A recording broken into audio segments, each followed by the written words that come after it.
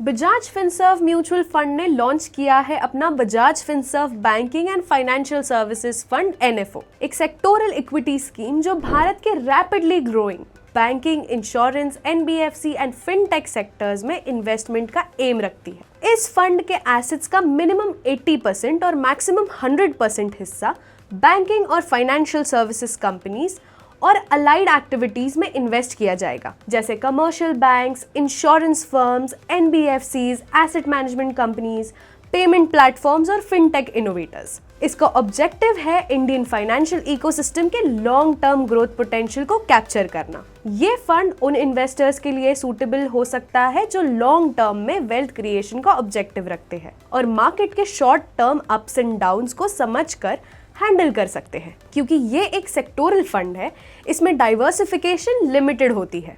अगर financial sector में correction आता है तो फंड के परफॉर्मेंस पर इम्पैक्ट हो सकता है। इसीलिए ये स्कीम उन इन्वेस्टर्स के लिए ज्यादा सूटेबल हो सकती है जो सेक्टर स्पेसिफिक रिस्क को समझते हैं और लॉन्ग टर्म का इन्वेस्टमेंट होराइजन रखते हैं। फंड का रिस्कोमीटर वेरी हाई कैटेगरी में आता है, मतलब प्राइस फ्लक्चुएशंस शॉर्ट टर्म में कंपैरेटिवली ज्यादा हो सकते हैं। लेकिन लॉन्ग टर्म व्यू से देखा जाए तो फाइनेंशियल सेक्टर भारत की इकोनॉमी का एक इम्पॉर्टेंट ग्रोथ इंजन बन चुका है, जैसे क्रेडिट एक्सपांशन, इंश्योरेंस पेनिट्रेशन और फिनटेक एडॉप्शंस जैसे ट्रेंड्स इस सेक्टर को सपोर्ट कर रहे हैं। इन्वेस्ट करने से पहले अपने फाइनेंशियल एडवाइजर से सलाह जरूर लें और स्कीम रिलेटेड डॉक्यूमेंट्स केयरफुली पढ़ें, क्योंकि इन्फॉर्म्ड डिसीजन ही हमेशा सूटेबल डिसीजन होता है।